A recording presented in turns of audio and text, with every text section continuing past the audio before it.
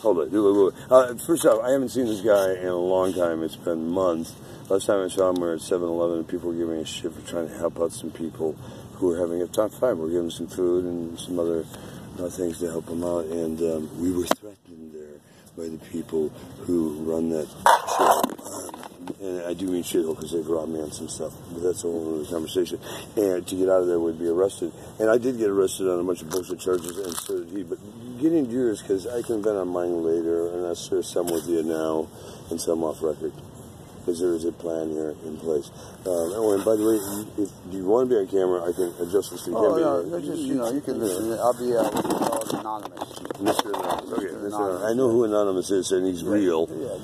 Yeah. And right now, it's better for, and I said this earlier, part of my deal, and I think we talked about this, I'm a federal contractor when I'm not doing television film because my Uncle Sam forced me to work with him for knowing too much, but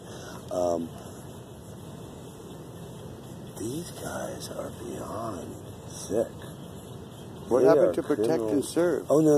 And what happened to Miranda? Oh, Miranda. You remember him? Oh, yeah. Oh, yeah, where you get read your rights, like you have the right to actually talk to a fucking attorney. I spent 2 months ago in jail and was never, aside from public pretenders, allowed to even fucking call an attorney. And they lost, like, this last go-around, about $30,000 worth of stuff, and my new passport that I just got 30 days prior to that, because I was trying to get the fuck out of here. I've been trying to get out of this town for, the FBI's wanted me to leave for 4 years, but since they told me to go through it and keep fucking with my passports and shit, I'm trying to get out of here for the last 2 years for sure. And every time I get close, they whack me again. So, but anyways, share your story. You started sharing, and that's when I stopped saying, you know what, we need to document this for this film I'm working on, Snitches, Bitches, Witches, because when we say the cops have run the drugs and sex trade, is that a joke? No, or is that real? No, they're pretty much. I don't have any facts, like proof on it, but I've heard and I've seen. Yeah, of course. Or homeless people who get robbed or beaten, Sure. How about all the kids who show up for a little while and they vanish into the drug and sex trade? I'm sure this guy's got some stories too to tell you too. But we shouldn't. Anyway, let me tell you, I was over here at the stereo shop. By the way, we're videotaping some, so you can. We're working on something. We were at the stereo shop, and I pulled out a charger, a battery charger, out of the trash can. And I was there with this guy named Steve, who's also a local over there, and sure enough, Santa Monica PD pulls over, and they sit us down. For what? For being in a parking lot? Yeah, nothing like profiling there. Right.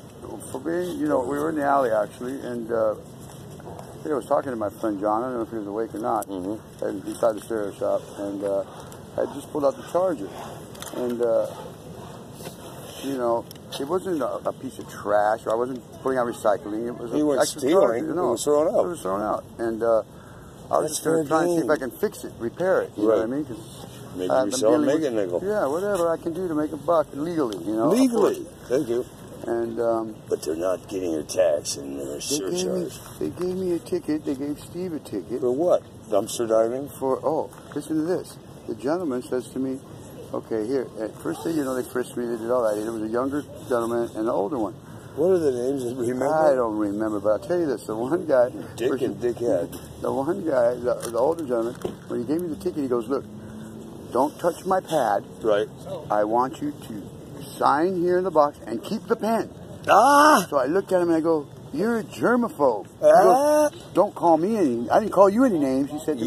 Like that. Yeah. I didn't call you any names. I didn't call him a name either. I just classified the guy. Yeah, you just called it out what it was. And he's even got out of the rubber gloves, so what the fuck? Anyway, this went on, this ticket went, and I actually went to court on that day, LAX. I went, and there was nothing there. LAX court is such a piece of shit. Nothing there, right? Nothing but it can still come back anytime within 2 years. They can pull shit up and launch you with you, as you know. That's why you ended up in county. So, I don't know, it's been about 6 months later, and sure enough, the Pacific Division pulls me over.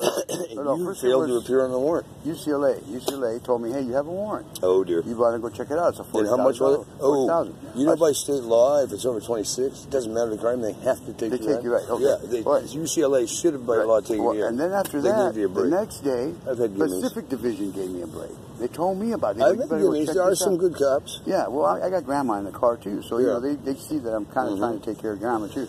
So They tell me about it. So the next day, I make it a point to go to Santa Monica, right? To go to Santa Monica court, and I go to the clerk's office. Wrong court, LAX. But still, if you go to Santa Monica in the clerk's office, if you have some type of a warrant or anything like that, and I had just been to LAX, what, maybe 3 days before that, why didn't they catch it? Well, no, it's actually because the city attorney can file it, but it may not have hit their public files yet. If UCLA, the Pacific Division, and the Highway Patrol all knew about it. Everybody knew about it. Santa Monica didn't know about it. Santa Monica did not know anything about it. Give me a break. I went in there. That's why I said the file had been misfiled. The lady says, no, you don't have a warrant, but you might want to go to DMV and check out what the deal is with your license.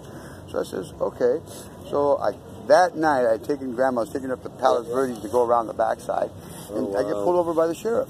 Oh, and they warned you in? No, they take me in. Well, the sheriff is pretty tight on that because that's a state law, and they get to make a lot of fucking money on that. A little tricky. Grandma's all, please don't take it. And can you show her how to start the van? I'm going to take off one of your handcuffs. Please don't make me regret it. I said, sir. Oh my God. I'm 51 years old. You have a badge and a gun. What am I going to do? Exactly. What am I going to do here, buddy? Taser and spray and other shit. What the fuck am I going to do? I started for Grandma. Oh my God. And then she can't get in gear. So he does it again. I put it in gear. Anyway, they take me down there. They book me in at Narbonne Station, the sheriff's. And the next day, where? Narbonne Station. Yes, Grandma, right here, Grandma. Narbonne? I'll be right there. Narbonne. It's it's like north. No, not north, but it's like Torrance Line, and it's like Western Avenue down there. And yeah. Piece of shit. Yeah. Anyway. Oh, it's down that weird by Norwalk, down in that. No, it's not Norwalk. It's actually like border Torrance, Carson, San Pedro. Right there. It's all right there. Yeah, that's a strange area, man. Anyway, so you're starting to get it behind the orange curtain. You're not quite there yet, but you're getting warm, baby. They take me to LAX. Oh, Jesus. At least you didn't end up in Orange County. No, not LAX. They take me to county. I wait in the morning. Don't you love it there? I love it. The food is so goddamn good, isn't it? That peanut butter sandwich. My favorite is the process. And when you get out, the logs you give up. Oh my God. Waiting for a bed, the process. Waiting for bed. How about waiting for food? Yeah, that too. Oh my God. You know, you're lucky if you get the right shoes. Yeah. Oh yeah. And you get bunkies that are semi-normal versus one want to beat the shit out of everybody. You got a 3 o'clock count. You know what I mean? That 3 o'clock. They say there's 15 minutes on here. I should last like 3 hours. Where's that? What's that? Right there. But just remember this. My mother told me, who can mess with you the most? County. The ones that know you the closest. Right next to the Six Flags. Oh, up there by Valencia? That area's a little too bizarre with the cops in the jail there. Yeah, Wayside is not my favorite place ever to visit on the planet. Never, fucking ever. I really believe now, it's not what you know, it's who you know. And who knows you. Whether you know them or not is not relevant. If they want to fuck with you, they can pull some strings to pull some strings. And who you're riding with. Right. I mean, somebody could literally just be targeting you because you were the guy that did this that pissed them off, and now you're on the shit list.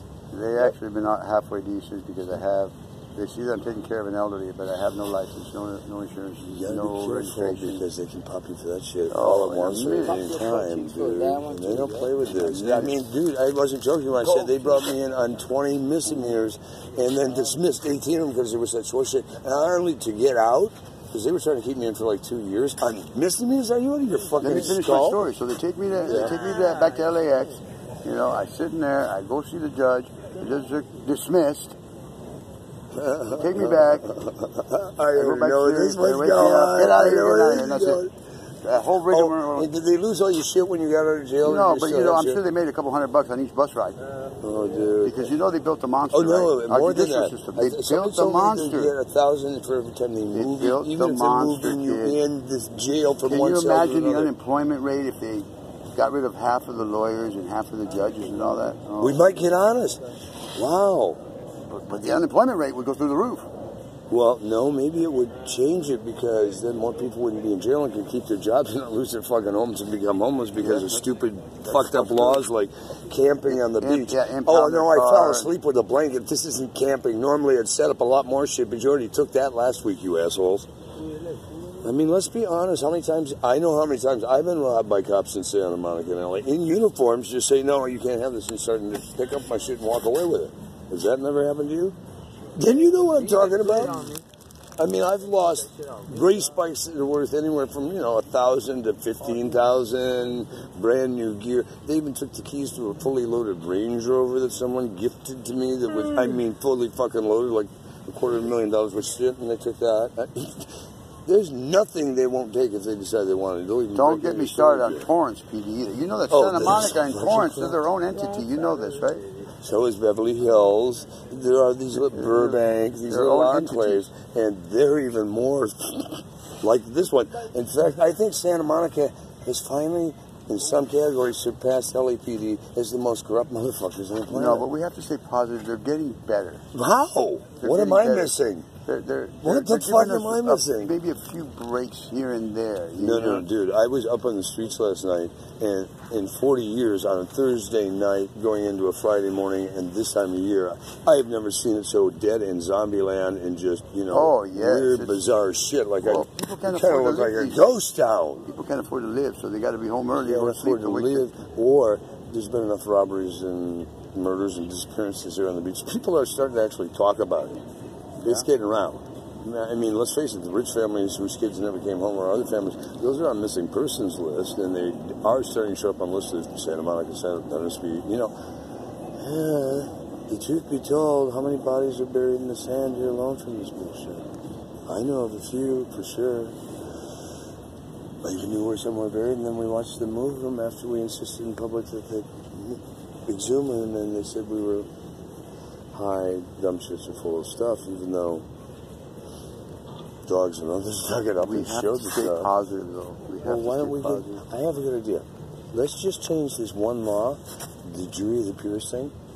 Did you know, this is a fact, and this is how they stack the deck against us, that people in government law enforcement or whatever can only have a jury of people in law enforcement. You cannot sit on a cop's murder trial shit or a crooked cop stuff. That can only be current or former law enforcement because it may be too complicated for the average citizen to comprehend. I got a good idea. If we're going to tilt it for them and tilt it for me, I need people who are like drugs, sex, rock and roll, and are tired of crooked cops and assholes who are cheating the system. That's my jury of peers. Otherwise, we all get the same deck of cards. I don't give a shit if you're a cop or a U.S. senator. You get real people to make a real decision. Are you a dumb shit, a piece of shit, or go to hell? Well, see, this is Does that make sense, though? I think we need justice for all of us, not justice we can afford. That badge and that gun is a lot of power. And so is a public pretender because they're copping the end of the system to get a plea. It's a lot of power, and people need to get relieved of that power every so often. They have to get relieved of the power so they stay grounded. And they need to, honestly, psych evaluations to really determine is some of this, you know, getting back time for people who picked on you when you were in school, or are you an ex-gang member, or what agenda are you really here for? Are you to protect and serve, or are you taking out stuff from Vietnam? Right. Do you understand what I'm saying? Oh, you see this right here? Stand up against bullying, speak out.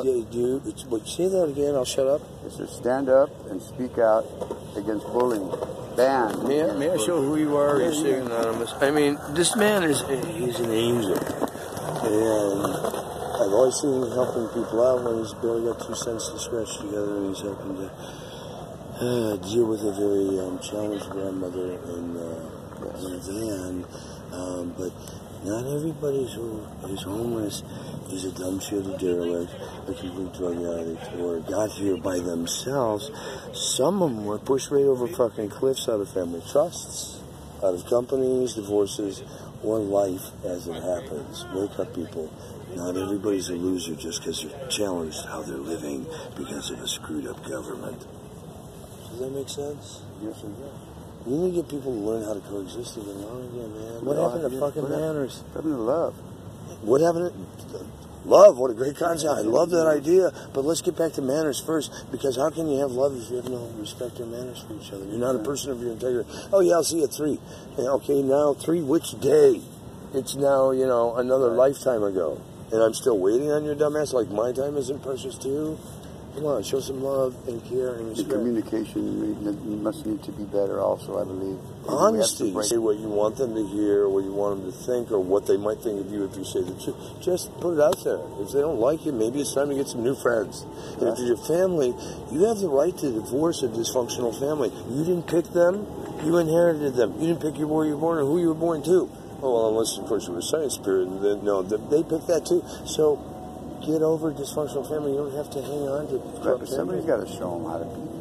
I love again, yeah, because and no is a complete sentence. If someone says no, especially if they've been sharing, how dare you rob from their table when they've already been giving you? It's not good to take away the father, I tell you. It's not good at all.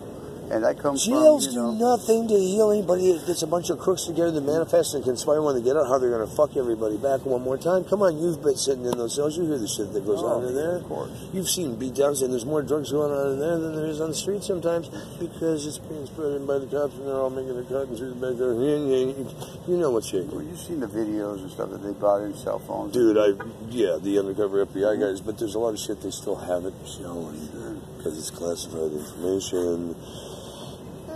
You know, there's other operations running out there besides just that. Like I said, they built a monster, now they got to feed it. Yeah. Our judicial system. Well, remember, wasn't it Eisenhower when he was handing the baton over to Kennedy, former general who led and won the wars, said, beware of the military complex? Hello? There was a reason he said that, folks. He saw sides you'll never get to see or hear about because it's so classified. You are truly radiantly beautiful, love. Wow, what a beautiful angel. It was a pleasure talking to you again, sir. Nice to see you. I'm going to be hanging out for a few minutes. Why don't you see how she's doing? If you need anything, pop over and... Yeah, absolutely.